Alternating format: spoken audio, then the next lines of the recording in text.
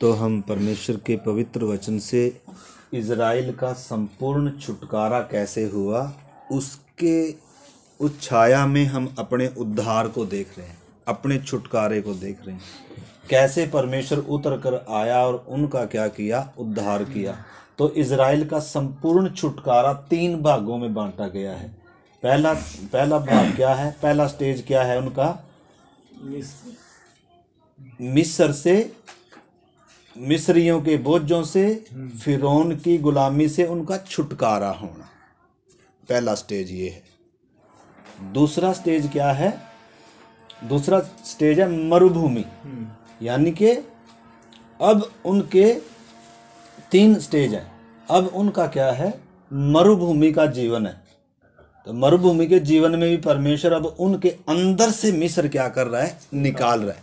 पहले उनको मिस्र में से निकाला, लेकिन अभी इनके अंदर मिस्र बसा हुआ है। मिस्र के खीरे याद हैं, मिस्र के खरबूजे याद हैं, मिस्र की मौज मस्ती याद है, मिस्र की चीज़ें याद हैं। अब परमेश्वर इनके अंदर से मिस्र को निकालेगा, मिस्र को निकाल कर फिर इधर लेकर जाएगा। बातों को समझना आपने। कई बार हम संसार से निकल आते हैं, लेकिन संसार हमारे अंदर से निकलता नहीं है। तो इन चीज़ों को हमने समझना। तो पहले परमेश्वर हमारे लिए काम किया, अब परमेश्वर हमारे अंदर काम कर रहा है। हमारे अंदर से भी मिस्र को और उन चीज़ों को क्या कर रहा है, उन इच्छाओं को निकाल रहा है। तो एक तो मिस्र का जीवन है जो संसार में लिप्त है विश्वासी, वो मिस्री, वो मतलब उनका क्या नहीं हुआ, अभी तक उद्धार नहीं हुआ। मिस्र में, संसार में जो लिप्त हैं वो संसारिक मसीह हैं, वो मिस्र में ही रहना पसंद करते हैं, वो मिस्र को छोड़ना नहीं चाहते। तो वो तो है संसारिक विश्वासी जो संसार में पूरे लिप्त हैं। और दूसरे आते हैं मरुभूमि में भटक रहे हैं। मरुभूमि में भटक रहे हैं, वो जीवन है मनमर्जी का जीवन, अपनी मनमर्जी से चलना, अपनी मनमर्जी की इच्छा से चलना, परमेश्वर की इच्छा से क्या नहीं है। जबकि बादल दिया गया है, जबकि बादल का खंभा है, उनको बादल का खंभा लेकर जा रहा है। ये अपनी मर्जी से थोड़ा जा रहे हैं, अपनी मर्जी से जाते तो शॉर्टकट में जाते, सीधा। व्यापारियों का रास्ता है, शॉर्टकट रास्ता है, इधर दुकानें भी हैं, सड़क भी है। लेकिन परमेश्वर जो इनको लेकर आएगा, मरुभूमि से लेकर आएगा।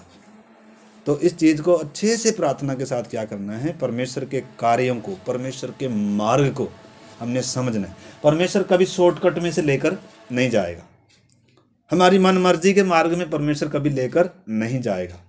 तो सबसे पहली बात तो मिस्र का जीवन, फिर मरुभूमि का जीवन, फिर कनान का जीवन। वास्तव में मसीह जीवन क्या है, असली मसीह जीवन क्या है, इन तीनों स्टेजों में से असली मसीह जीवन कौन सा है? ये वाला है, ये वाला है, या ये वाला है? असली मसीह जीवन ये है,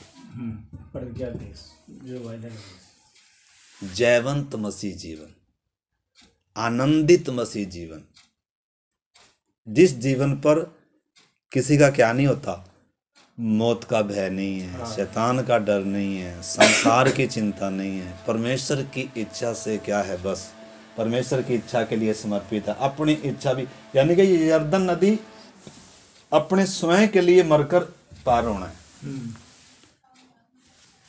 तो 3 स्टेज में आपने उद्धार को क्या करना है, समझना है। तो अभी हम लास्ट में आए हैं कि परमेश्वर सबसे पहले स्टेज को देख रहे हैं। पहले स्टेज में परमेश्वर कैसे उद्धार कर रहा है, पहले स्टेज में उद्धार किससे होना है, उस चीज को हम देख रहे हैं। तो किससे होना है, हमने देखा फिरौन की गुलामी से, मिस्रियों के बोझों के नीचे से इनको निकालना है, ठीक है ना। तो वही हम देख रहे हैं पहले स्टेज में। तो आखिरी विपत्ति आई है, आपको मालूम है 10 विपत्तियां परमेश्वर ने मिस्र में डाली। 10 विपत्तियों में से 3 विपत्ति किस पर भी डाली, इज़राइल पर डाली। क्यों डाली? परमेश्वर ने 10 विपत्तियां मिस्र में डाली, लेकिन पहली 3 विपत्तियां किस पे भी डाली, इजरायलियों पे भी डाली। क्यों डाली? इनको आज्ञाकारी सिखा रहा है। परमेश्वर ने कहा था, उनको कुछ कुछ बातें कही थी, लेकिन वो लापरवाह कर रहे थे। क्या आई? उनके ऊपर भी विपत्ति आई, यानी कि परमेश्वर उनको आज्ञा मानना सिखा रहा। आज्ञा मानना जरूरी है, अगर छुटकारा चाहिए हालेलुया। आज्ञा मानना ही पड़ेगा। बिना आज्ञा मानने क्या नहीं है, छुटकारा नहीं है। तो उन्होंने, यानी कि परमेश्वर हमें कई बार क्या करता है, दुख ताड़ना देकर भी क्या करता है, मैं आज्ञाकारी सिखाता है। जब बच्चा नहीं मानता तो क्या करते हैं, लगाते हैं कि नहीं ताड़ना। तो ताड़ना वास्तव में परमेश्वर के प्रेम का क्या है, सबूत है। लिखा है परमेश्वर जिसे प्रेम करता है ताड़ना भी उसकी क्या करता है, ताड़ना भी करता ताड़ना करता है। ताड़ना परमेश्वर के प्रेम का सबूत है। इसलिए लिखा है ताड़ना को, दुख को ताड़ना समझकर क्या कर लो, सह लो। सह लो। तो परमेश्वर क्या भी करता है, ताड़ना भी ताड़ना। कैसे करता है, लगाएगा थप्पड़ खींच के। नींद आती है, कई कई दिन रात को नींद नहीं आएगी, ऐसा इधर कांटा चुभा दे, इधर कोई कांटा चुभेगा, समझना। तो क्या नहीं होने देना बातों को समझना। अच्छा, अब आखिरी विपत्ति कौन सी विपत्ति है, मिस्र देश में हर घर में पहलौठा मरेगा। मौत घूमेगी हर घर में, पूरे मिस्र देश में मातम आएगा। लेकिन इजरायलियों के घर में कुत्ता भी भौंकेगा नहीं, कोई बाढ़ को भी क्या नहीं कर पाएगा, छू नहीं पाएगा। वो कैसे होगा, आइए हम देखते हैं। तो 11 अध्याय का 1 से पढ़े, ये कैसे हो रहा है काम, परमेश्वर कैसे उद्धार कर रहा है इजराइल का। मूसा से कहा, एक और विपत्ति मैं फिरौन और मिस्र देश पर डालता हूँ। उसके पश्चात वह तुम लोगों को वहाँ से जाने देगा। हाँ। और जब वह जाने देगा तब तुम सबों को निश्चय निकाल देगा। मेरी प्रजा को मेरी यह आज्ञा सुना कि एक एक पुरुष अपने अपने पड़ोसी और एक एक स्त्री अपनी अपनी पड़ोसिन से सोने चांदी के गहने मांग ले। तब यहोवा ने मिस्रियों को अपनी प्रजा पर दयालु किया। इसके अतिरिक्त वह पुरुष मूसा मिस्र देश में फिरौन के कर्मचारियों और साधारण लोगों की दृष्टि में अति महान था। फिर मूसा ने कहा, यहोवा इस प्रकार कहता है, आधी रात के लगभग मैं मिस्र देश के बीच में होकर चलूंगा। तब मिस्र में सिंहासन पर विराजने वाले फिरौन से लेकर चक्की पीसने वाली दासी तक के पहलौठे वरन पशुओं तक के सब पहलौठे मर जाएंगे। इधर अब आपने बात को समझना है, यानी कि हर घर में मौत आएगी, इवन इजरायलियों के घर में भी आएगी, अगर परमेश्वर की आज्ञा को नहीं माना, परमेश्वर की विधि का पालन नहीं किया। वो परमेश्वर की विधि क्या है, अब परमेश्वर आगे बताएगा। तो परमेश्वर आखिरी विपत्ति जब मिस्र पर डाल रहा है, फिरौन पर डाल रहा है, इनका पूरा छुटकारा कर रहा है। छुटकारे का दिन आ गया, उद्धार का दिन आ गया। अभी तक इजरायली भी तैयार नहीं थे, इनको भी तैयार किया, डंडे डुंडे लगा के। मैंने तुम्हारे लिए एक देश तैयार कर रखा, मैं तुम्हें प्यार करता हूँ, मैं तुम्हें इस दशा में मरने नहीं दूंगा। मैंने अब्राहम से क्या किया है, वायदा किया है। उसी प्रकार परमेश्वर ने उत्पत्ति में वायदा किया था, स्त्री का वंश आएगा। इसलिए वो हमें पाप के सागर में, दलदल में, गुलामी में देख नहीं सका। इसलिए परमेश्वर हमें उद्धार के लिए क्या कर रहा है इन्हीं दिनों। अगर उद्धार नहीं भी पाया, क्या कर रहा है, तैयार कर रहा है। क्योंकि हमसे क्या करता है, प्रेम करता है। अगर हमारा छोटा बच्चा गड्ढे की तरफ जा रहा है तो लगाएंगे कि नहीं, क्यों, प्यार करते हैं। तो इस चीज को आपने समझना। तो पर इधर जो बात है, परमेश्वर कह रहा है कि मैं मिस्र देश के बीच में से होकर चलूंगा और सिंहासन पर विराजने वाले फिरौन से लेकर चक्की पीसने वाली दासी तक के पहलौठे मरेंगे। इवन पशुओं तक के पहलौठे भी क्या होंगे, मरेंगे। परंतु 6 वचन, 6 वचन पढ़ो ना।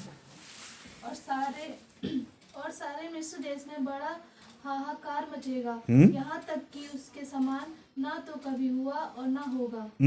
पर इजरायलियों के विरुद्ध क्या मनुष्य, क्या पशु, किसी पर कोई कुत्ता भी न भौंकेगा। आमीन। जिससे तुम जान लो कि मिस्रियों और इजरायलियों में मैं यहोवा अंतर करता हूँ। अब आपने समझना है परमेश्वर अब देखो कैसे काम करेगा। जब सारे देश में हर घर में सबसे सुरक्षित घर फिरौन का है, बॉडीगार्ड खड़े हैं, कोई घुस नहीं सकता, उधर भी मरेंगे, उधर भी मौत का दूत आएगा। लेकिन किसके घर में नहीं घुसेगा, इजरायलियों के घर में। कब नहीं घुसेगा, आगे देखो, पढ़िए आगे 8 से। तब तेरे कर्मचारी मेरे पास आ मुझे दंडवत करके यह कहेंगे, अपने सब अनुचरों समेत निकल जा, और उसके पश्चात मैं निकल जाऊंगा। यह कहकर मूसा बड़े क्रोध में फिरौन के पास से निकल गया। यहोवा ने मूसा से कह दिया था, फिरौन तुम्हारी न सुनेगा, क्योंकि मेरी इच्छा है कि मिस्र देश में बहुत से चमत्कार करूं। हाँ, अब 12 अध्याय आ जाइए। अब आखिरी विपत्ति कैसे आ रही है, अब इजरायलियों का छुटकारा कैसे हो रहा है। तो परमेश्वर की सामर्थ के द्वारा छुटकारा कर रहा है परमेश्वर, और अब परमेश्वर इधर कह रहा है फसह का पर्व के बारे में बता रहा है। फसह के लिए एक मेमना लिया जाएगा। तो आइए हम 12 का 1 से पढ़ेंगे। 12 अध्याय का 1 से शुरू करें। फिर यहोवा ने मिस्र देश में मूसा और हारून से कहा, यह महीना तुम लोगों के लिए आरंभ का ठहरे, अर्थात वर्ष का पहला महीना यही। अब आपका एक नया अध्याय आरंभ होने जा रहा है, एक नई जिंदगी की शुरुआत होने जा रही है। अब मेमना जब आ रहा है, अब यीशु मसीह जब आ रहा है, यानी कि एक व्यक्ति के जीवन में जब यीशु मसीह आता है, उस व्यक्ति की नई जिंदगी की शुरुआत है। गुलामी नहीं रहेगी, दास्तां नहीं रहेगी, मौत का भय नहीं रहेगा, अमरता जीवन में क्या करेगा, ये प्रवेश करेगा। यीशु मसीह जीवन है, यीशु मसीह परमेश्वर है, यीशु मसीह सत्य है। तो जब यीशु मसीह एक व्यक्ति के जीवन में काम करता है, क्या देता है, एक नई जिंदगी की शुरुआत, नया कैलेंडर, साल का पहला महीना दे रहा है। कब, आगे पढ़ो 2 से। 3 से इजराइल की सारी मंडली से इस प्रकार कहो, इसी महीने के 10वें दिन को तुम अपने अपने पितरों के घरानों के अनुसार घराने पीछे एक एक मेमना ले रखो। एक एक मेमना ले रखो। आप पढ़ना बेटा, वो थोड़ा दूर है, इसमें आवाज नहीं आएगी ना, इसमें आप पढ़ना। एक एक मेमना ले रखो। देखो अब परमेश्वर कैसे काम कर रहा है। देखो परमेश्वर एक स्वर्ग दूत के द्वारा इनको निकाल कर ले जा सकता है, परंतु इधर एक मेमने को लिए जाने ले लो कर बोल रहा है। एक मेमने का रोल आ रहा है इधर, और उस मेमना कैसा होना है, आप पढ़ो उसका 4 से पढ़ो। और यदि किसी के घराने में एक मेमने के खाने के लिए मनुष्य कम हो, तो वह अपने सबसे निकट रहने वाले पड़ोसी के साथ प्राणियों की गिनती के अनुसार एक मेमना ले रखें, और तुम हर एक के खाने के अनुसार मेमने का हिसाब करना। तुम्हारा मेमना, अब समझना इधर, जो मेमना तुम्हें लेना है ना, जिस मेमने के द्वारा तुम्हारी जिंदगी की नई शुरुआत होगी, छुटकारा होगा, पूरे मिस्र पर दंड आएगा लेकिन तुम बच जाओगे। वो मेमना कैसा होना चाहिए? सबसे पहली बात, निर्दोष होना चाहिए। ठीक है, तुम्हारा मेमना कैसा हो? निर्दोष हो। परमेश्वर किसे स्वीकार करेगा? जो निर्दोष है, जिसने कोई पाप नहीं किया है, जिसमें कोई कलंक ना हो। परमेश्वर किस बलिदान को स्वीकार करता है? किस मध्यस्थ को स्वीकार करता है? जो पाप में जन्मा इंसान है ना, वो परमेश्वर के और पापी इंसान के बीच में कभी मध्यस्थता करवा नहीं सकता है, कभी उद्धार करा नहीं सकता है, कभी परमेश्वर से मिला नहीं सकता है, कभी पाप से छुड़ा नहीं सकता है, क्योंकि वो खुद गुलाम है। आदम में हम सब पापी हैं। इसमें से आकर कोई भी पापी जाति का उद्धार नहीं करा सकता, परमेश्वर से मेल नहीं करा सकता, क्योंकि सब अपनी मौत मर रहे हैं, सब के ऊपर कर्ज है, सब पाप में पैदा हुए हैं, सब शैतान के क्या हैं? कर्जदार हैं। कर्जा वही अदा कर सकता है जो शैतान का कर्जदार ना हो। वो एक ही था, वो परमेश्वर था, देहधारी होकर आया। आदि में जो वचन था, वचन जो परमेश्वर के साथ था, वचन जो परमेश्वर था, वचन जिसके द्वारा सारी सृष्टि की क्या करी? रचना करी, और वचन जो देहधारी हुआ, वो है यीशु मसीह। ये है वो निष्कलंक परमेश्वर का मेमना। जिस दिन ये वध हो रहा है, निर्दोष है, पहली बात। आगे तुम्हारा मेमना निर्दोष और 1 वर्ष का नर हो। 1 वर्ष का नर का मतलब होता है निष्कलंक मेमना होता है, उसको पाप का क्या नहीं होता, मतलब उसमें कोई दोष नहीं होता। आगे, और उसे चाहे भेड़ों में से लेना चाहे बकरियों में से जी, और इस महीने के 14वें दिन तक उसे रख छोड़ना, और उस दिन गोधली के समय इज़राइल की सारी मंडली के लोग उसे बलि करें। आपने समझना है, यीशु मसीह जब जगत में आया 30 साल तक, इवन 33.5 साल तक उसको पूरा जांचा गया, पूरा परखा गया, हमारी तरह सब बातों में परखा गया, शैतान के द्वारा परखा गया, प्रलोभनों के द्वारा परखा गया, उसके सामने पाप की परीक्षाएं आई, लेकिन वो आखिर तक क्या निकला? निर्दोष निकला। सबसे पहले स्वर्ग ने प्रमाणित किया, गवाही दी, ये मेरा प्रिय पुत्र है जिससे मैं क्या हूं? प्रसन्न हूं। उसके बाद 7 गवाहियां और भी हैं। सब पिलातुस की पत्नी ने कहा ये धर्मी व्यक्ति है, इसके लहू में क्या नहीं डालना? हाथ नहीं डालना। पिलातुस ने कहा कि ये क्या है, इसमें मैं सजा के योग्य क्या नहीं करता।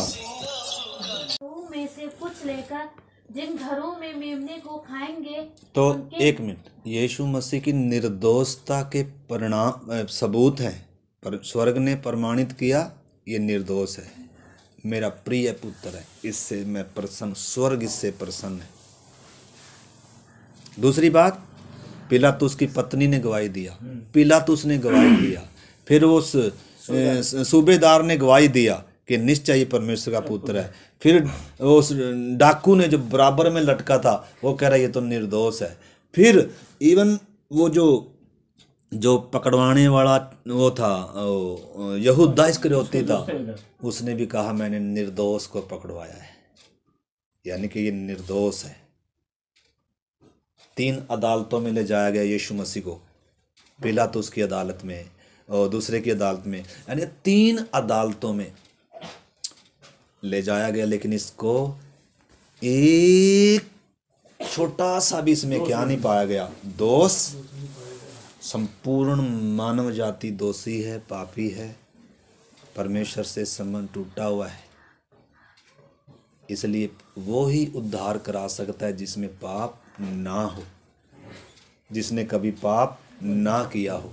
और जितने स्त्रियों से जन्मे हैं उनमें से एक भी ऐसा नहीं है जो धर्मी हो, एक भी ऐसा नहीं है जिसने पाप ना किया हो। लिखा एक आदम के द्वारा पाप जगत में आया और पाप के द्वारा मौत आई, इस रीति से मृत्यु और पाप सारे जगत में फैल गया। परंतु यीशु मसीह भी स्त्री से आया, परंतु वो निर्दोष था। ये कैसे हो सकता है? क्योंकि वो आदम की बीज से नहीं आया, वो स्वर्गीय बीज है, वो परमेश्वर वचन देधारी होकर आया, कुंवारी के द्वारा आया। अब इधर ध्यान से समझना, बातों को समझना सिस्टर इधर। तो अब ये जो मेमना लिया जा रहा है जो निर्दोष है, इसको क्या करना है? 7 वचन से पढ़े। 6 वचन में हमने पढ़ा है कि इज़राइल की सारी मंडली के लोग, तो इज़राइल के सारी मंडली के लोग मिलकर उसे क्या करें? बलि करें। आपको मालूम है पूरा इज़राइल कह रहा था ये हमारा राजा। पूरे इज़राइल ने यीशु मसीह को क्या किया है? उसको राजा हो, मतलब ये हमारा राजा नहीं, कैसर हमारा राजा है, ये हमारा राजा नहीं, ये वध होने के योग्य है, इसको क्या किया जाए? उस समय के महायाजक ने भी कहा इसका मरना हमारे लिए जरूरी है, हमारी जाति के लिए मरना जरूरी, यानी कि इसका मारा जाना बहुत जरूरी था। यीशु का आने से हमारा उद्धार नहीं होगा, यीशु का जन्म सेलिब्रेट करने से मुक्ति नहीं है, क्रूस की मृत्यु के द्वारा हमारा क्या। इसलिए यीशु ने कहा मेरी मृत्यु को क्या करना? याद करना। क्रूस के द्वारा मुक्ति है, उसके जन्मदिन के द्वारा। आज ईसाई लोग या जो नहीं मालूम इस भेद को, वो यीशु मसीह का जन्मदिन मनाते हैं 25 दिसंबर। 25 दिसंबर मनाना बाइबल के अनुसार नहीं है, गलत है। डेट भी नहीं लिखी, यीशु ने कहा भी नहीं है, प्रेरितों ने भी नहीं मनाया। दूसरी बात, उसके जन्मदिन मनाने से मुक्ति भी नहीं है, आपने समझना। अगली बात, उसको जन्मदिन देना परमेश्वर को सीमित करना है, उसका कोई जन्मदिन नहीं है। एक ही है जिसका कोई जन्मदिन नहीं है, वो देह धारण किया उसने, जन्म नहीं लिया। जन्म हमारा होता है, शुरुआत हमारी होती है, उसकी कोई शुरुआत नहीं, वो अनादि काल से है। बात को समझना आपने। यीशु मसीह कोई गुरु नहीं है, यीशु मसीह कोई अवतार नहीं है। अवतार बहुत हैं, गुरु बहुत हैं, लेकिन परमेश्वर एक ही है, उद्धारकर्ता एक ही है, निर्दोष और निष्कलंक एक ही है, आपको छुड़ाने वाला एक ही है, आपके लिए मरने वाला एक ही है, आपकी आंखें खोलने वाला एक ही है, आपको नाश होने से बचाने वाला एक ही है। उसका नाम क्या है? यीशु मसीह, परमेश्वर का मेमना। तो इधर आपने इस चीज को समझना है। परमेश्वर को क्या कह रहा है कि तुमने इजराइल की सारी मंडली के लोग मिलकर उसको क्या करना है? बलि करना है। यानी कि उसके बलिदान के जिम्मेदार, उसके लहू के जिम्मेदार आप लोग सब हैं। आपके बदले मारा जा रहा है, आपकी मौत मर रहा है। जब बाकियों के घर में मातम है, जब बाकियों के घर में बड़ा हाहाकार मचेगा, फिरौन भी नहीं बचेगा, उसके कोई कर्मचारी नहीं बचेंगे, चक्की पीसने तक की दासी तक नहीं बचेगी, जानवरों तक के पहलौठे नहीं बचेंगे। हर पूरे देश में क्या मचेगा? हाहाकार मचेगा। लेकिन जो इस मेमने के लहू को अपने चौखट पर लगाएगा, उसके घर में कौन नहीं घुसेगा? मारने वाला क्या नहीं होगा? घुसेगा नहीं, गारंटी है। तो यीशु मसीह के लहू की अगर आपने कीमत समझनी है ना, और परमेश्वर के कार्यों को अगर आपने समझना है, तो इस घटना को आपको अच्छे से क्या करना पड़ेगा? समझना पड़ेगा। हम भी पाप के गुलाम थे, शैतान के गुलाम थे, और मृत्यु में मरे हुए थे। मौत का साया, मौत का भय हमारे ऊपर क्या कर रहा था? राज्य कर रहा था। इसे छोटी सी बीमारी है, भाग के डॉक्टर क्यों भाग रहे हैं? मृत्यु क्या कर रही है? राज्य कर रही है। आपको मरना है। लेकिन जब आप यीशु के द्वारा यीशु को स्वीकार करेंगे, तो आप जीवन को स्वीकार कर रहे हैं, आप अमरता को स्वीकार कर रहे हैं। आप, यीशु ने कहा, जो मुझ पर विश्वास करेगा वो मृत्यु से पार होकर जीवन में प्रवेश कर चुका है।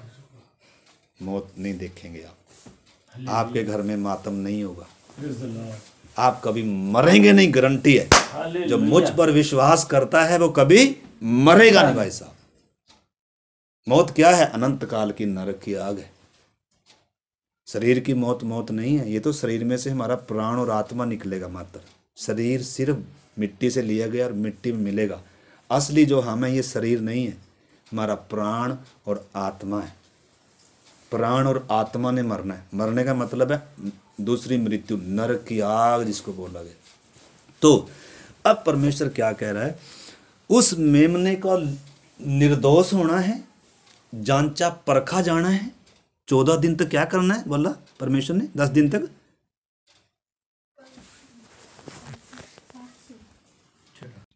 इब्रानियों की पत्री 4 अध्याय 14 वचन से, 4 का 14 वचन से 16 तक पढ़िए।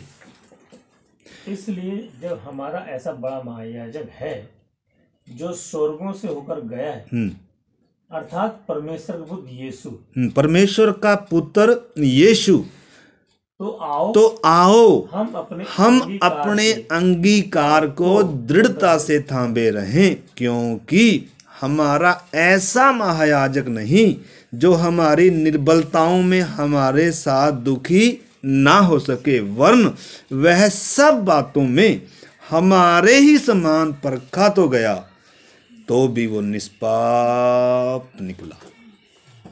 यीशु भी परखा गया। आदम के सामने परीक्षा आई तो गिर गया, यीशु के सामने परीक्षा आई तो खड़ा हुआ है। शैतान कह रहा है मेरे सामने एक बार दंडवत कर दे, जगत के सारे राज्य तुझे दे दूंगा। 40 दिन का भूखा है। शैतान कह रहा है पत्थर को बोल रोटी बन जाएंगी। लेकिन यीशु क्या कह रहा है? मनुष्य केवल रोटी से जिंदा नहीं रहेगा। यानी कि शैतान की सारी परीक्षाओं का क्या कर रहा है? सामना कर रहा है और गिर नहीं रहा। आज्ञाकारी है क्रूस तक। आज्ञा तोड़कर क्या हो गया? पापी हो गया। एक आदम के कारण सब पापी ठहरे, सब मर गए, सब परमेश्वर से दूर हो गए। एक की आज्ञा मानने के कारण, एक के बलिदान के कारण, एक के उस काम के कारण सब बच रहे हैं, जो इसको स्वीकार करेगा। और कोई रास्ता नहीं है बचने का। निर्दोष अगर कोई है तो ये है, निष्कलंक अगर कोई है तो ये है, छुड़ाने वाला कोई है अगर इस आकाश के नीचे पृथ्वी पर तो वो ये है। लिखा है आकाश के नीचे, प्रेरितों के काम 4:12 में लिखा है आकाश के नीचे मनुष्यों के बीच में पूरी पृथ्वी पर एक ही नाम दिया गया है, पूरी मानव जाति के लिए उद्धार के लिए एक ही रास्ता है। यीशु ने कहा मार्ग, सच्चाई और जीवन मैं ही हूं, बिना मेरे द्वारा कोई परमेश्वर के पास नहीं जा सकता। मैं सच्चा चरवाहा हूं जो भेड़ों के लिए क्या देता है? अपनी जान देता है। जो मुझ पर विश्वास करता है मौत से पार होकर जीवन में प्रवेश कर चुका है, क्योंकि उसके लिए मैं मर रहा हूं। मैं मर रहा हूं उसके लिए। तो आपके लिए कोई मरा है? कौन है? यीशु मसीह। और तो नहीं कोई मरा। ढूंढ के देखो, बहुत ईश्वर हमारे बनाए हुए, मनुष्य निर्मित, लेकिन ढूंढ के देखो कोई निर्दोष है, निष्कलंक है, कोई मरा है हमारे लिए, लूटा है हमें, गुलाम बनाया है हमें, धोखा दिया है हमें, अंधा किया है हमें, लेकिन एक हमारी आंखें खोल रहा है, एक हमें छुड़ा रहा है, एक हमारे लिए मर रहा है। तो किसके लिए, किससे प्यार करना चाहिए? किसकी सेवा करनी चाहिए? उनकी। लेकिन तुम कैसे? मूर्तों से जीवते परमेश्वर की ओर फिरे, ताकि उस एकमात्र जो सच्चा है, जो जीवित है, उसकी क्या करो? सेवा करो। और उसके पुत्र के स्वर्ग से आने की क्या जोते रहो? बाट जोते रहो। इसको नहीं भूलना, ठीक है ना? तो अब आगे आइए, पढ़िए उसी में निर्गमन 12 अध्याय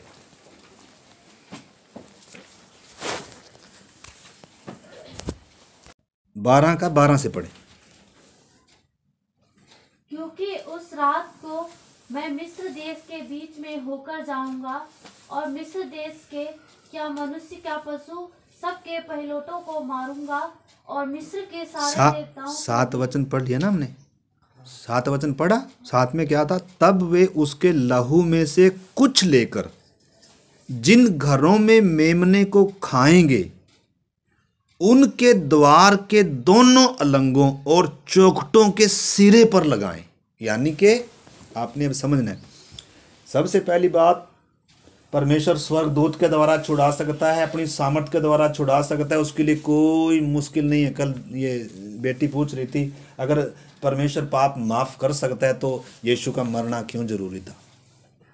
आपने चीज को आज उत्तर इसका इधर है। तो परमेश्वर वैसे छुड़ा सकता है, ताकतवर है। फिरौन उसके सामने कुछ भी नहीं है, शैतान उसके सामने कुछ भी नहीं है। शैतान के कब्जे से छुड़ाना परमेश्वर कोई भारी है क्या? लेकिन परमेश्वर न्यायी है। पाप की मजदूरी मौत है, बिना लहू बहाए पापों की क्षमा नहीं है। इब्रानी 9:22 भी पहले पढ़िए, इब्रानी 9:22, इब्रानियों की पत्री 9 अध्याय और 22 वचन। सच तो यह है कि व्यवस्था के अनुसार, परमेश्वर के नियम के अनुसार, परमेश्वर की व्यवस्था क्या कहती है? पाप की मजदूरी मौत है, और प्राय सब वस्तुएं लहू के द्वारा लहू के द्वारा ही शुद्धिकरण होगा, और बिना लहू बहाए पापों की क्षमा नहीं। और बिना लहू बहाए पापों की क्या नहीं है? क्षमा नहीं है। आपको मरना ही मरना है, अगर कोई आपके लिए मरने वाला नहीं है। और मरने वाले ने क्या होना है? निर्दोष होना है, निष्कलंक होना है, आपका स्थान उसने लेना है, तब आप बचेंगे। ढूंढ कर देखो पूरे जगत में कोई है जो आपका स्थान ले लेगा? कोई है जो निर्दोष हो? इधर परमेश्वर का वचन कहता है बिना लहू बहाए पापों की क्षमा नहीं है, बिना लहू के पवित्रता नहीं है, बिना लहू के सुरक्षा नहीं है। अब लहू सुरक्षा देगा इनको, बिना लहू के छुटकारा नहीं है। इफिसियों की पत्री 7:1, इफिसियों की पत्री 7:1, हमको उसमें उसके लहू के द्वारा छुटकारा, क्या लिखा है इफिसियों 1:7 में, हमको उसमें उसके लहू के द्वारा छुटकारा अर्थात अपराधों की क्षमा उसके उस अनुग्रह के धन के अनुसार मिला है। तो किसके लहू के द्वारा? यीशु मसीह के लहू के द्वारा अपराधों की माफी और छुटकारा।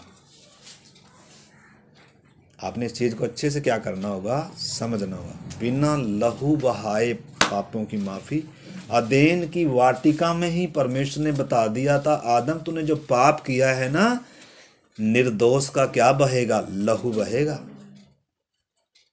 उसका चमड़ा उतरेगा, तब तेरे नंगे तन को क्या किया जाएगा? ढांपा जाएगा, तो नाश होने से बचेगा। यीशु मसीह की छाया थी। तो मेरे साथ है सारे? अभी हम प्रार्थना करेंगे, तो आइए उसी में आ जाएं। अब थोड़ा सा मैं पढ़ाकर और फिर हम प्रार्थना में जाएंगे। 12 अध्याय निर्गमन। क्योंकि उस रात को मैं मिस्र देश के बीच में होकर जाऊंगा, और मिस्र देश के क्या मनुष्य क्या पशु सबके पहिलौठों को मारूंगा, और मिस्र के सारे देवताओं को भी मैं दंड दूंगा। मैं यहोवा हूँ। मैं यहोवा हूँ। भाई साहब, मेरे से कोई बड़ा नहीं है? कोई माई का लाल इस आकाश के नीचे जो बोले मेरे ऊपर दंड नहीं आएगा या कोई मुझे सजा नहीं देगा? सब के ऊपर क्या आएगा? न्याय आएगा। नरक की आग में सारे चिल्लाएंगे। एक दिन आ रहा है, जितने भी आप नाम सुनते हैं ना, जितनों का भी नाम सुनते हैं, चाहे कोई भी हो, एक दिन सब नरक की आग में क्या होने जा रहे हैं? चिल्लाने जा रहे हैं। उस दिन कैसा दृश्य होगा आपको मालूम है?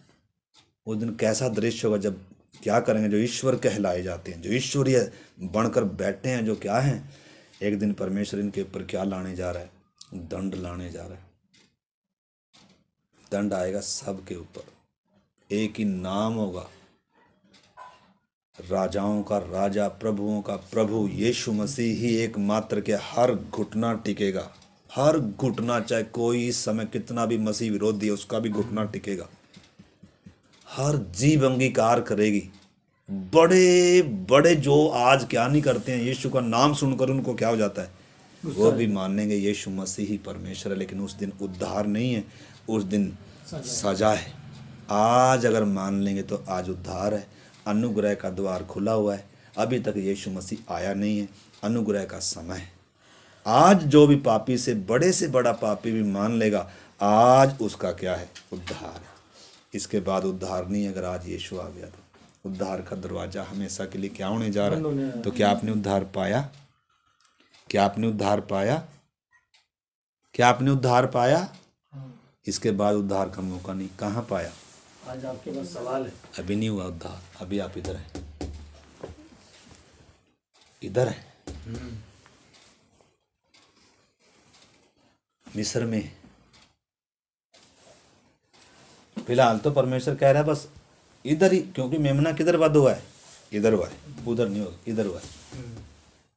इस जगत में आया, संसार में आया, हम पापियों के लिए वध हुआ, खून बहा उसका, उसके लहू में ताकत है। क्या ताकत है? इधर देखो। तो परमेश्वर कह रहा है उसके लहू को चौखटों पर क्यों लगाना? लहू कीमती है, पाँव में नहीं रोंदना उसको, कीमती ऊपर लगाना, दोनों साइड में लगाना। बाहर क्यों लगाना? अपने विश्वास का प्रकटीकरण करना है। दुनिया ने दिखना है इस घर में लहू लगा है।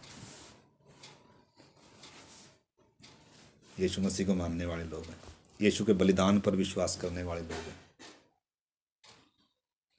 ये मिस्री नहीं है, ये संसारिक नहीं है, ये सच्चे इजरायली हैं, ये परमेश्वर के लोग हैं।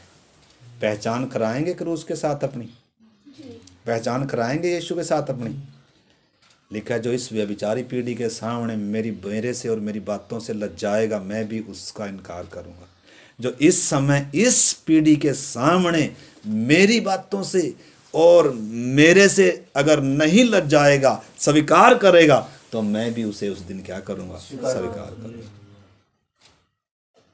तो लज्जा तो नहीं आएगी यीशु मसीह के नाम से, शर्म तो नहीं आएगी। जो अपने प्राण यीशु के लिए खोएगा, उसके सुसमाचार के लिए खोएगा, वही उसे पाएगा।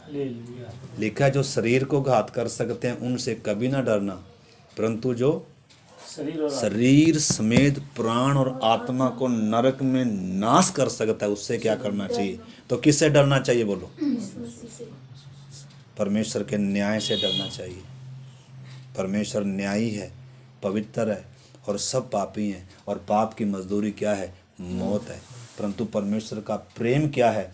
उसने सारे जगत से प्यार किया, अपना प्रिय एकलौता पुत्र दिया, ताकि जो कोई उस पर विश्वास करे वो नाश ना हो परंतु अनंत जीवन पाए। परंतु जो उस पर विश्वास नहीं करेगा वो दोषी ठहर चुका है। दंड की आज्ञा का कारण यह है कि ज्योति जगत में आई, परंतु मनुष्यों ने ज्योति से अधिक प्रिय अंधकार को जाना। क्यों? क्योंकि उनके काम बुरे थे। तो आपके अगर काम बुरे हैं, आप ज्योति से बैर रखेंगे। आप ज्योति से बैर रखेंगे कि ज्योति से प्रेम करेंगे? या तो आप एक समय ज्योति से बैर रख रहे हैं और अंधकार को क्या जान रहे हैं? प्रिय जान रहे हैं, या आप अंधकार को प्रिय जान रहे हैं और ज्योति से आप क्या कर रहे हैं? बैर कर रहे हैं। दोनों से प्यार नहीं कर सकते आप। समझौते का जीवन आप जी नहीं सकते। या तो आप परमेश्वर से प्यार कर रहे हैं और या आप अंधेरे से प्यार कर रहे हैं।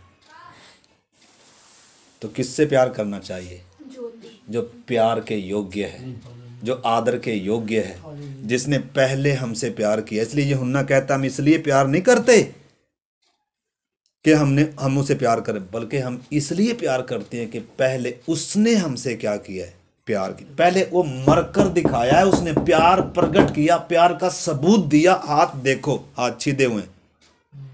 अगर प्यार ना किया हो, अगर आपके लिए जान ना दी हो, तो आप उसके पीछे ना चलो, आप उसे प्यार ना करो। परंतु अगर आपके लिए वो मरा है, आपसे उसने प्यार किया है, आपके लिए जान दी है, आपके लिए जान दी है, फिर उसकी मांग ये है, पति से बढ़कर, पत्नी से बढ़कर, माँ से बढ़कर, बाप से बढ़कर मुझे प्यार करना है। करेंगे? करेंगे जी? डरेंगे तो ना किसी से? पापा मना करेगा तो? पापा का आदर करना है। पापा हमारे शरीर का पापा है, लेकिन वो सबसे बड़ा जो मेरी आत्मा का रचने वाला है, जो पापा का भी बनाने वाला है, मसीह में जो सबको किधर कटघरे में खड़ा करेगा। तो इस करके आपने सामने किसकी मानना चाहिए? परमेश्वर को। कौन है आदर के योग्य है? हम पापा का आदर करेंगे, लेकिन मानेंगे किसकी? अगर पापा कल को बोलेगा ये प्रभु को छोड़ दो, नहीं, ये नहीं हो सकता। जान देंगे। यीशु ने जान दी, हम भी जान देंगे। अपने प्रेम को क्या करेंगे? इसी धरती पर सबूत देकर जाएंगे हम भी, कि हम उसके जान दे देंगे। सर्वस्व को क्या कर, पहली सदी के विश्वासियों ने अपना सर्वस्व हंसते हंसते क्या कर दिया? कुर्बान कर दिया। उनको मालूम था आज बपतिस्मा लेंगे तो हमारा घर छीन लिया जाएगा, आज बपतिस्मा लेंगे तो हमारे बच्चे हमसे छीन लिए जाएंगे, आज बपतिस्मा लिया जाएगा तो सिंहों की मांद में डाल दिए जाएंगे। लेकिन तो भी क्या कर रहे थे? हंसते हंसते बपतिस्मा ले रहे थे, यीशु को अपना जीवन दे रहे थे, यीशु को अपना प्रभु कर कर स्वीकार कर रहे थे। आज अगर ऐसी नौबत आएगी तो कितने हम में से यीशु को स्वीकार करेंगे? कितने स्वीकार करेंगे? हम इसलिए यीशु मान रहे हैं। अभी तक कोई क्या नहीं, सतावट। क्या कल को सतावट आएगी तो खड़े रहेंगे? हैं जी? इसका सामना भी करना ही पड़ेगा। परखे जाएंगे। पहली सदी की कलीसिया कीमत दिया है। इससे बढ़कर अभी सेवा होने जा रही है। पहली सदी की कलीसिया ने कीमत दिया है, स्वर्ग ने कीमत दिया है, यीशु ने कीमत दिया है, पतरस ने कीमत दिया है, पौलुस ने कीमत दिया है, यूहन्ना ने कीमत दिया है, हर विश्वासी ने कीमत दिया है। अब हमारी बारी, अब मेरी और आपकी बारी है। हालेलुया। अगर जान प्यारी है तो यीशु का इनकार कर दीजिए। अगर जान हथेली पर है तो कहें यीशु मसीह मेरा क्या है, प्रभु है। हालेलुया। जान हथेली पर, कफन सिर पर बांधना पड़ेगा। तैयार हैं जी? तैयार हैं जी? हालेलुया। यहाँ धोखे की कोई बात नहीं होगी, साफ और स्पष्ट बात होगी। जो कोई अपना प्राण बचाना चाहता है वो उसे खो देगा, परंतु जो मेरे लिए, मेरे सुसमाचार के लिए अपना प्राण देगा वो ही उसे बचाएगा। जो कोई अपनी माँ को, बाप को, भाई को, बहन को, इवन अपने प्राण तक को भी अप्रिय न जाने, वो मेरा चेला नहीं हो सकता। यीशु मसीह का ये है स्टैंडर्ड। इस स्टैंडर्ड से वो नीचे नहीं जाए। पहली सदी ने स्टैंडर्ड को पार किया और मेरे और आपके लिए भी वही क्या है, मापदंड है। और कोई रास्ता छूट नहीं है। छूट की कोई गुंजाइश नहीं। जी करता है तो यीशु को अपना प्रभु मानिए, और नहीं तो जो आपको प्रभु लगता है, जो आपको बचा सकता है, जो आपसे ज़्यादा प्यार कर सकता है यीशु से, जिसने आपको बनाया हुआ आपको ऐसा लग रहा है, तो आप उसको क्या कर लीजिए, प्रभु कर मान लीजिए। परंतु मैं और मेरा घराना तो उसी परमेश्वर की क्या करेंगे, सेवा। यहोशू वही इजरायलियों को बोल रहा था। अब सवाल हमारे ऊपर, हम किसकी सेवा करेंगे, हम किसको मानेंगे, उन की या अभी थोड़ी देर पहले क्या कह रहे थे, तुम कैसे मूर्तों से जीवते परमेश्वर की ओर फिरे। तो फिरना तो पड़ेगा, फिरना तो, मन तो फिराना पड़ेगा, रिस्क तो लेना पड़ेगा, जान तो जोखिम में डालनी पड़ेगी। क्रूस को समझो, इधर से क्या मिलेगी, ताकत मिलेगी। अभी हम प्रार्थना करेंगे तो इधर परमेश्वर क्या कह रहा है, उसका आप पढ़िए। बस अभी प्रार्थना करेंगे। 13 वचन पढ़ लीजिए। और जिन घरों में तुम रहोगे उन पर वह लहू तुम्हारे लिए चिन्ह ठहरेगा, अर्थात मैं उस लहू को देखकर तुमको छोड़ जाऊंगा। मैं किसको देखूंगा? तुम कितनी प्रार्थना कर रहे हो उसको नहीं देखूंगा। मैं तुम्हारी खूबी को नहीं देखूंगा। तुम्हारी भक्ति से तुम्हारा उद्धार नहीं होगा, खूबी से नहीं होगा। तुम बैठकर जो मर्जी कर, वो नहीं है उद्धार का विषय। उद्धार किसके द्वारा होगा? लहू के द्वारा होगा। परमेश्वर कह रहा है मैं लहू को देखूंगा। लहू चौकट पर लगाना, दोनों चौकटों पर, और अंदर आपने होना है। लहू लगाकर बाहर नहीं घूमना, लहू के अंदर होना है, सुरक्षा में होना है, बात को मानना है। जैसे मैंने बोला है, गारंटी है, मारने वाला दूत किधर नहीं घूमेगा। सारे संसार में मातम होगा, सारे संसार में मौत आएगी, हर घर में हाहाकार होगी, हर सुरक्षित घर भी क्या होगा, परमेश्वर के न्याय से बच नहीं पाएगा। लेकिन आपके घर में कौन नहीं आएगा? मारने वाला, नाश करने वाला घुसने नहीं दूंगा। क्यों? क्योंकि ये लहू सबूत है कि आपके घर की किसी ने क्या दे दी है, कीमत अदा। इधर पहले से कोई मर चुका है, इनके लिए पहले से किसी ने जान दे दी है, इस घर पे पहले से न्याय गिर चुका है। इन पर तो नहीं गिरा, लेकिन मेमने पर गिरा है। तो जो मेमने के लहू की शरण में होगा वो बचाया जाएगा। तो परमेश्वर की सामर्थ के द्वारा छुटकारा और लहू के द्वारा छुटकारा। परमेश्वर के न्याय से छुटकारा। सबसे पहली बात किससे छुटकारा है? सबसे पहली बात परमेश्वर के न्याय से छुटकारा। इस परमेश्वर के न्याय से छुटकारा कौन दे रहा है? मेमना, लहू। तो मिस्रियों के बोझों से ही, फिरौन के बोझों से छुटकारा नहीं है, परमेश्वर के न्याय से भी छुटकारा है जी। इसलिए यीशु मरा है। तो सबसे पहले उसने हमें नाश होने से बचाया, और जब नाश होने से बचाया, आप जब मिस्र में हैं, जब आप लहू की शरण में आ गए, तो आप समझो बच गए। परंतु अब क्या करना है? अब आप उसका पढ़ो 8 वचन, 12 का 8 से पढ़िए। और वे उसके मांस को उसी रात आग में भूनकर अख़मीरी रोटी और कड़वे सागपात के साथ खाएं, और उसको सिर, पैर और अंतड़ियों समेत आग में भूनकर खाना, कच्चा या जल में कुछ भी पकाकर ना खाना, और उसमें से कुछ भी सवेरे तक ना रहने देना, और यदि कुछ सवेरे तक रह भी जाए तो उसे आग में जला देना। अब आपने समझना, अब जो आपके लिए वध हुआ, जिसका लहू बहाया, जिसने आपको नाश होने से बचाया, अब उसी मेमने को आग में भूंजा जाना है, और उस भूंजे हुए मेमने को आपने क्या करना है? खाना है। और कैसे खाना है? लेग पीस नहीं खाना, उबाल कर नहीं खाना, जैम लगाकर नहीं खाना, टेस्ट बनाकर नहीं खाना। कैसे खाना है? कैसे खाना है? सिर समेत, पांव समेत। परमेश्वर क्या खाने की विधि कैसे दे रहा है? यानी कि उस मेमने को सिर्फ लेना काफी नहीं है, निर्दोष मेमना होना है। पहली बात, तुम्हारा मेमना निर्दोष होना है। दूसरी बात, उसका वध होना जरूरी है। तीसरी बात, उसका लहू चौखटों पर लगाना है। अगली बात, लहू चौखटों पर लगाना काफी नहीं है, आपने उस लहू के अंदर होना है। अंदर होना काफी नहीं है, अब उस मेमने को जो वध हुआ है उसको आग में भूंजना है। अब भूंजना काफी नहीं है, अब उसके सिर समेत, पांव समेत, आंतड़ियों समेत क्या करना है? आपने खाना है। इतना ही नहीं, ऐख मेरी रोटी के साथ, कड़वे साग पात के साथ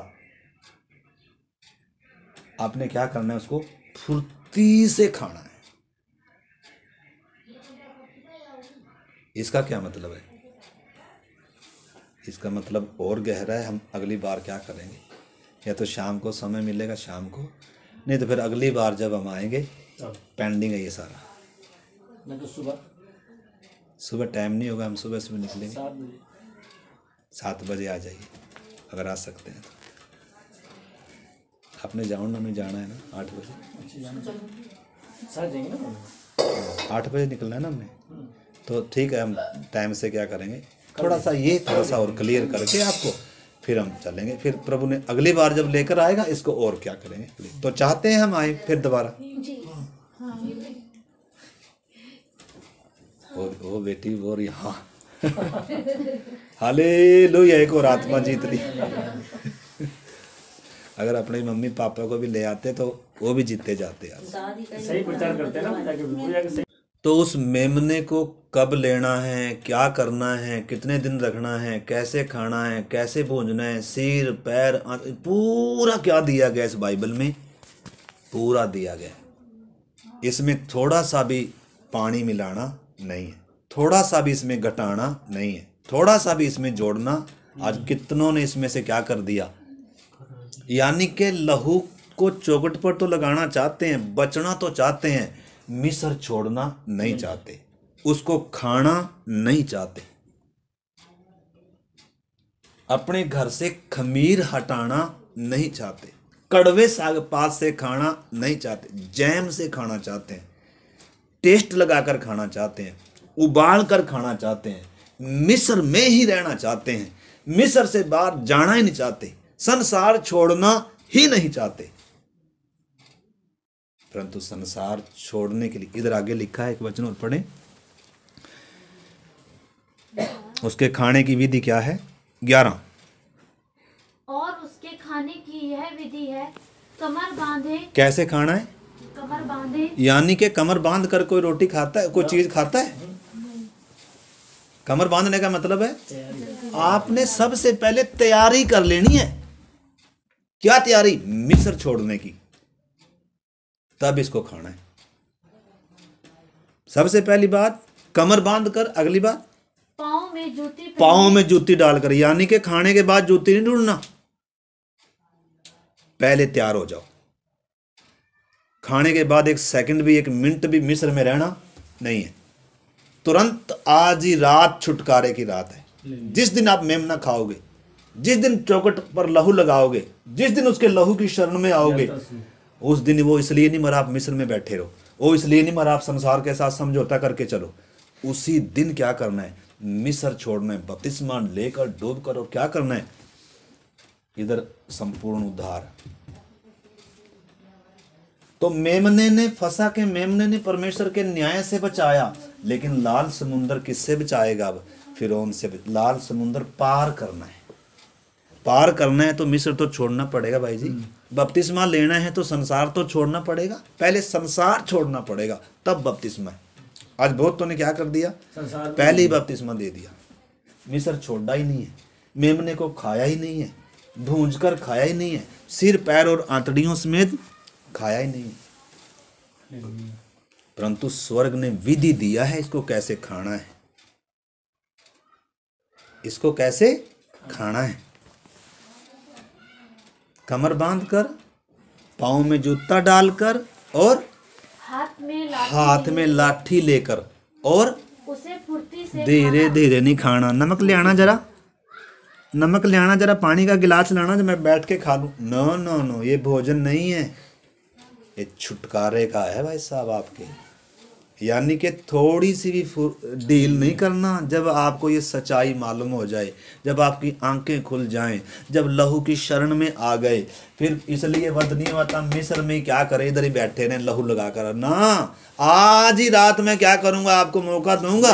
और कल अगर आज नहीं निकले तो मारने वाला दूत किधर भी आ जाएगा, किधर भी आएगा, इजराइल में भी आ जाएगा। तो इस करके जब आप यीशु के लहू की शरण में आए हैं मेरे प्यारे भाई बहनों, आप नाश होने से तो बच गए, लेकिन अभी मिस्र छोड़ने की क्या कर लो, तैयारी कर लो। बपतिस्मे की क्या कर लो, तैयारी कर लो। मिस्र तो देखो छोड़ना, परमेश्वर ने मिस्र से ज्यादा, अरे तो गुलामी का देश है। हम किससे प्यार कर रहे हैं? गुलामी से प्यार कर रहे हैं। लेकिन परमेश्वर देखो ना, हम तो छोड़ना नहीं चाह रहे, इजरायली भी छोड़ना नहीं चाह रहे थे, लेकिन परमेश्वर छुड़वा रहा है। हम उद्धार कहाँ चाह रहे थे, परमेश्वर हमारा क्या कर रहा है, उद्धार कर रहा है। हम तो वही चुनाव कर रहे हैं जो नाशवान है। परमेश्वर हमारे अच्छे के लिए सोच रहा है, परमेश्वर हमारे भले के लिए सोच रहा है। परमेश्वर ने हमारे एक दुनिया तैयार कर रखी है जो किसी आंख ने भी नहीं देखी। वहाँ आंसू नहीं होगा, वहाँ दर्द नहीं होगा, वहाँ मौत नहीं होगी, वहाँ शैतान नहीं होगा, वहाँ दुख नहीं होंगे, वहाँ तकलीफ नहीं होंगे, और सदा का क्या होगा, आनंद होगा। स्वीकार? आइए प्रार्थना करें। मेरे गुनाहों के निमित्त प्रभु, मेरे पापों के निमित्त तेरा खून बहा है प्रभु। मेरे अधर्म के कारण तेरे बदन को कुचला गया प्रभु। जब हम पापी ही थे तभी तू हमारे लिए मरा है प्रभु। हम तुझे अपने प्रभु के रूप में, अपने उद्धारकर्ता के रूप में स्वीकार करते हैं। आइए मुंह खोलकर हम उस महान यीशु को पुकारें, उसे कहें प्रभु यीशु मुझे छुड़ा, बंधनों से छुड़ा, मौत के भय से छुड़ा प्रभु। मुझे अमरता का जीवन दे प्रभु, मुझे अपने लहू से धो दे प्रभु। आज मैं तेरे संपूर्ण जीवन को स्वीकार करता हूं प्रभु। प्रभु मैं आज सबसे बढ़कर आपको आदर देता हूं, हर चीज से बढ़कर, हर व्यक्ति विशेष से बढ़कर प्रभु मैं आपको अपने जीवन में वो स्थान दूंगा प्रभु। प्रभु तूने मेरे लिए क्रूस पर अपनी जान दी है। आइए हम प्रार्थना करें, ब्रदर के साथ हम प्रार्थना करें। हालेलुया, धन्यवाद परमेश्वर, धन्यवाद प्रभु। प्यारे पिता परमेश्वर, आपके सुंदर शाम के लिए धन्यवाद करते प्रभु जी। अभी जो वचन हम लोग मनन कर रहे थे कि कैसे इजरायलियों को बंधुआई से आप लेके आ रहे थे प्रभु जी। लहू में सामर्थ्य है, लहू के द्वारा छुटकारा है परमेश्वर। हम देखते हैं प्रभु जी कैसे वो मेमना मिस्र में बंद हो रहा है, और उनके लिए विधि रखा गया। कमर बांधना है, पैर में जूती डालना है, लाठी लेना है, तैयारी को दिखाता है, फुर्ती से खाना है। यानी हमने जब ये वचन सुन लिया है, ये वचन सुनने के बाद प्रभु जी हमारे पास कुछ बचा नहीं चाह रहा प्रभु जी आप हमारे प्रभु हैं, हमारे स्वामी हैं परमेश्वर, ये हम विश्वास करते हैं, हम स्वीकार करते हैं परमेश्वर।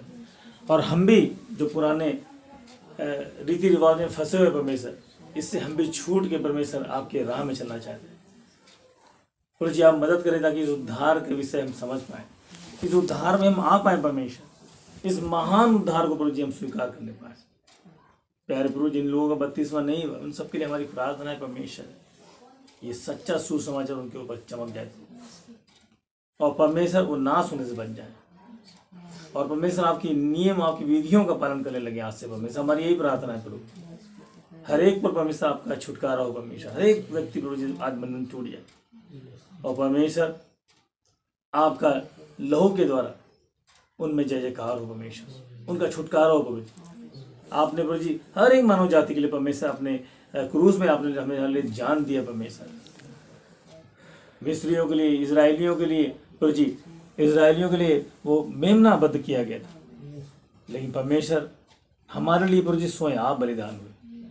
इतना महान बलिदान को हम कैसे भूल सकते हैं परमेश्वर, जो क्रूस में प्रभु जी हम मेरे पापों के लिए आप टंगे, वहां में मेरा पाप टंगा हुआ, हमने प्रभु जी आपको वध किया परमेश्वर।